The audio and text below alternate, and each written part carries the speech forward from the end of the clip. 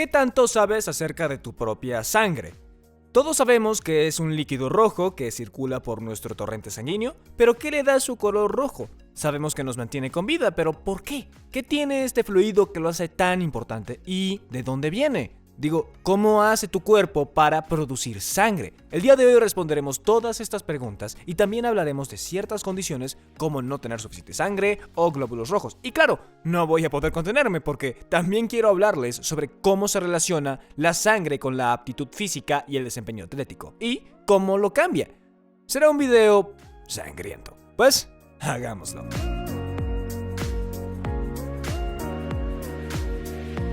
Empecemos por definir qué es la sangre y sus increíbles funciones principales, y luego podremos hablar de cómo se hace.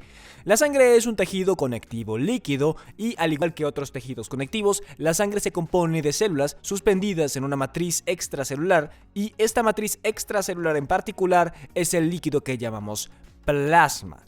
La sangre se relaciona a otros fluidos corporales como son la linfa, el líquido cefalorraquídeo que rodea al cerebro y el fluido entre nuestras células llamado líquido intersticial. Le encontrarán sentido porque estos otros fluidos son creados a partir o se derivan de la sangre y son repuestos por ella o incluso vuelven a ella. Es decir, que todos los fluidos que hay dentro de tu cuerpo en algún momento vinieron de tu sangre.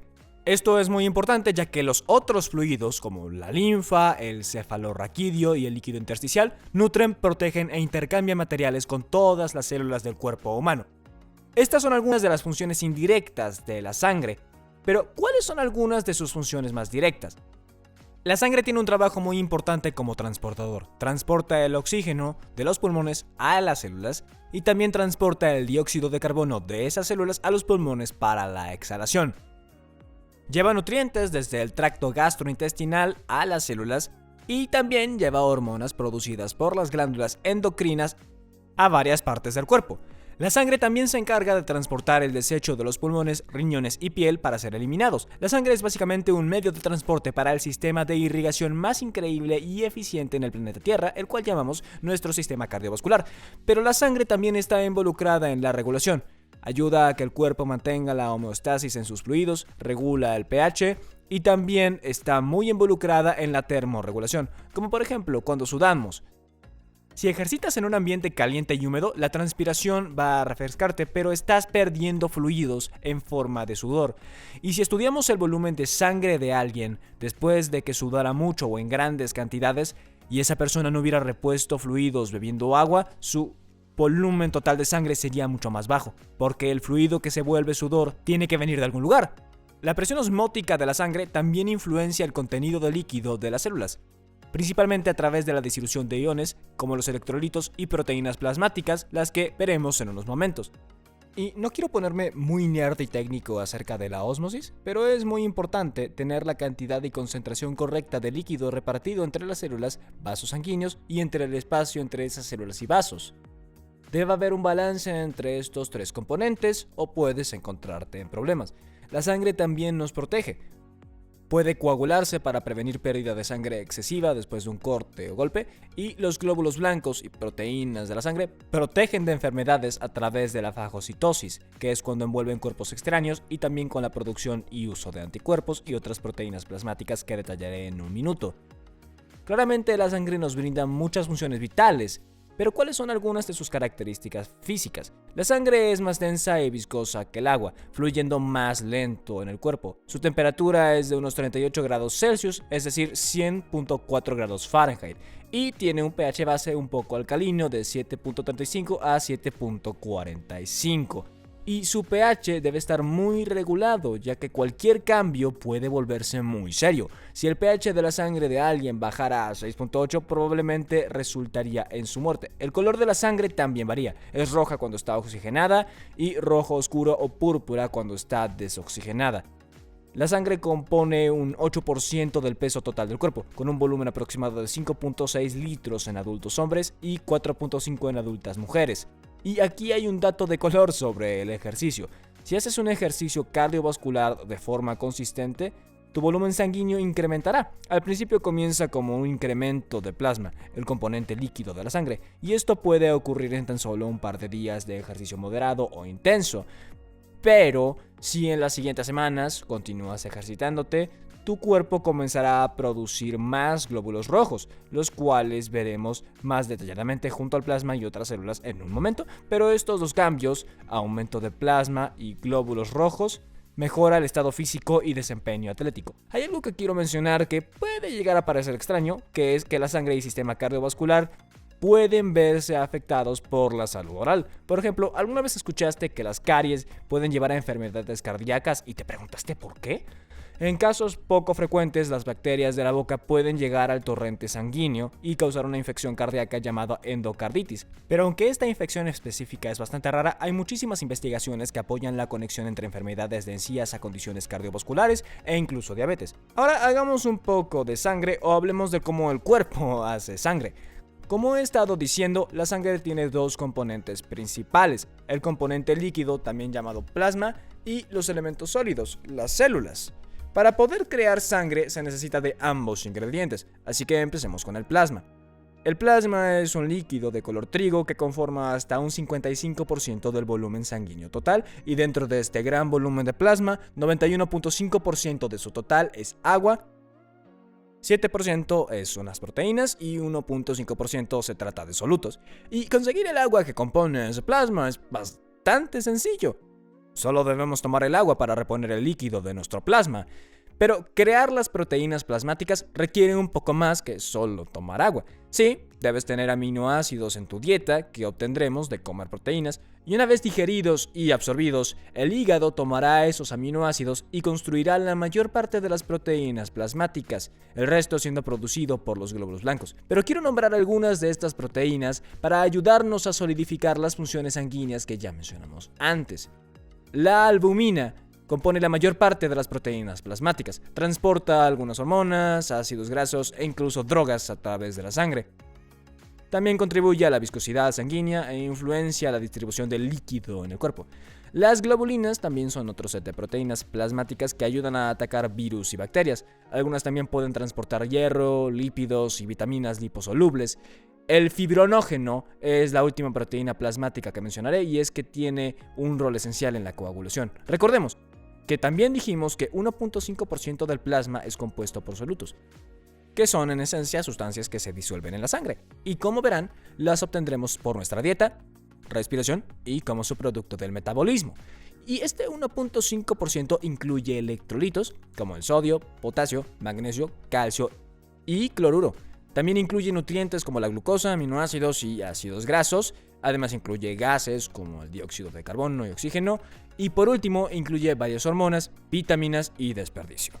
Podrán ver que hay mucho en el plasma, y ojalá esto pueda mostrarles lo importante que es para tantas funciones fisiológicas alrededor del cuerpo y por qué la donación de plasma puede ser algo clave para algunos pacientes. Si alguno tiene una condición que afecta a la coagulación o no pueden producir algunos tipos de globulinas o albumina, recibir una donación de plasma puede ayudarlo inmensamente. Vayamos al siguiente componente. No pueden faltar las estructuras celulares. Forman el 45% restante de la sangre y se dividen en tres tipos de células: los glóbulos rojos, principalmente también llamados eritrocitos, los glóbulos blancos, también llamados leucocitos, y las plaquetas, también llamadas trombocitos. Estos tres tipos de células son creadas por la medusa ósea roja, que se encuentra en la parte más profunda de los huesos, llamado hueso esponjoso. El proceso de crear células sanguíneas se llama hematopoiesis. Los glóbulos rojos, sin lugar a dudas, son los más numerosos, así que pasaremos más tiempo hablando de ellos.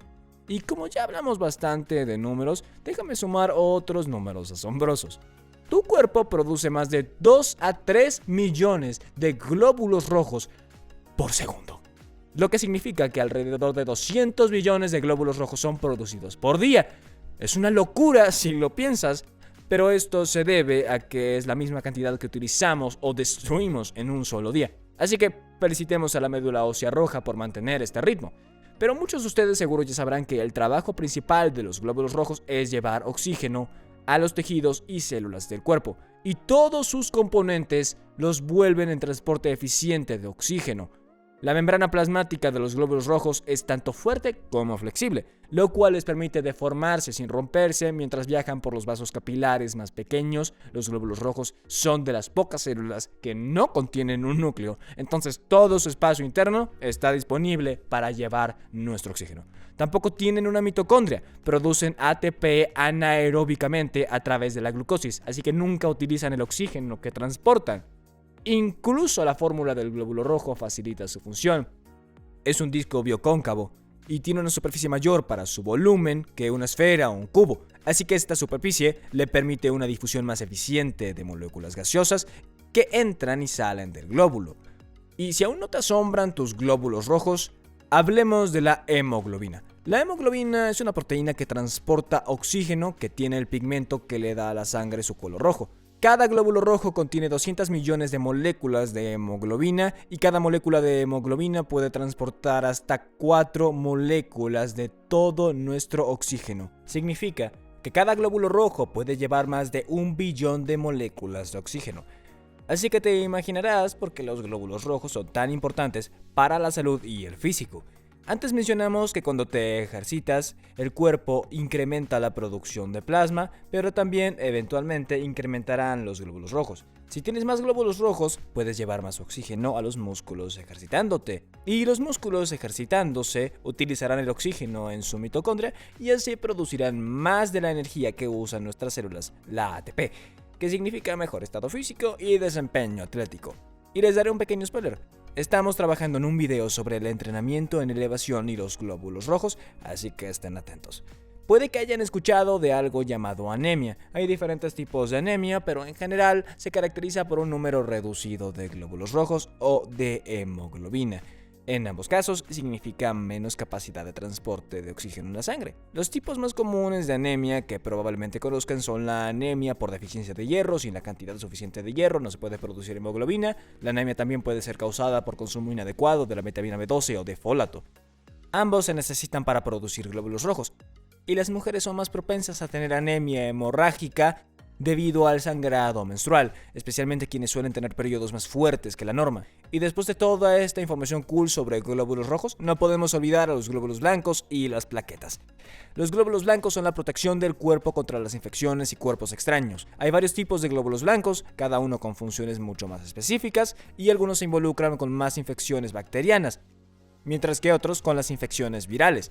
Hay algunos que, muchas gracias, se entrometen más y provocan alergias o reacciones alérgicas. Algunos envuelven patógenos, otros producen anticuerpos y algunos hasta llevan cuenta de infecciones previas para poder producir una respuesta inmune mucho más rápida y eficaz ante patógenos que ya hayas encontrado antes.